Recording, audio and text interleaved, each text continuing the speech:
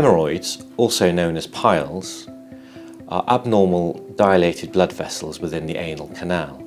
These blood vessels exist as part of the normal anatomy of the anal canal, however can become pathological or symptomatic when they become dilated. Factors or conditions which can precipitate this dilatation include any cause of increase in persistent intra-abdominal pressure. Factors such as pregnancy or childbirth are extremely common. Other factors include chronic coughing, persistent lifting or heavy exercise. They can become problematic when they become symptomatic.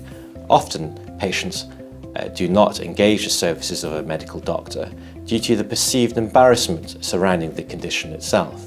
However, symptoms such as bleeding, which can be very distressing for the patient, itching around the anal canal, wetness around the bottom, or prolapse can then precipitate a visit to the doctor. Prolapse or thrombosed hemorrhoids, often engage the appearance of a bunch of grapes at the external anal verge, can be an extremely uncomfortable condition for the patient. Often the patient will then need to seek the advice of a medical doctor for immediate treatment. It is important to remember that anal bleeding is not always attributable to benign conditions such as hemorrhoids. Indeed, presentation of bleeding from the back passage to the GP practice is a common phenomenon. It is important to undergo an examination of the back passage to exclude other more serious conditions such as anal malignancy or rectal malignancy, or indeed diseases such as inflammatory bowel disease.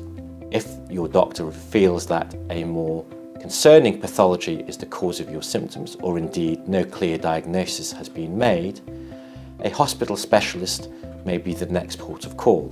At that point, investigation with a camera through the back passage, known as a sigmoidoscopy, is often the gold standard investigation for unexplained or concerning rectal bleeding. It is a feature of hemorrhoids that they are often intermittent or wax and wane. Indeed, some patients may notice that they have a particular flare-up after childbirth, and then may have no such problems for another 20 or 30 years. Typical factors which contribute to a flare-up include straining at stool, persistent lifting, or a chronic cough. Indeed, patients then are able to manipulate their toileting technique, adjust their dietary intake or fluid intake, which helps quiesce their symptoms. This can often be a cyclical pattern where patients can have periods of relative ease with their hemorrhoidal symptoms, followed by a more flared-up condition. Recurrence rates for hemorrhoidal disease following hemorrhoidal intervention is widely varied in its reporting in the literature. It's important to know that the vast majority of hemorrhoidal disease cases can be managed in the community by your doctor. The cornerstone of management includes adjustment of toileting techniques to avoid straining at stool or spending prolonged periods of time at the toilet. Usage of laxatives is very important to assist with stool consistency and again to avoid straining. It's also important to avoid contributing factors such as chronic persistent lifting or heavy exercise. Occasionally, despite these measures, symptoms may persist, recur, or become more problematic. In these instances, it would be appropriate for your doctor to refer into the hospital for specialist opinion. The cornerstone management of hospital assessment would include excluding any other cause for the bleeding from back passage, as well as discussion regarding surgical interventions for hemorrhoidal disease.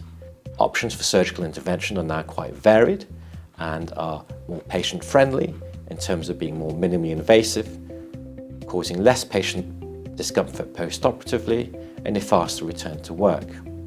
Recurrence rates associated with the newer, more minimally invasive techniques are similar to the more traditional forms of hemorrhoid surgery. This is important to know as a result, patient morbidity is less with similar recurrence rates, and as such is much more attractive to the patient in seeking surgical intervention.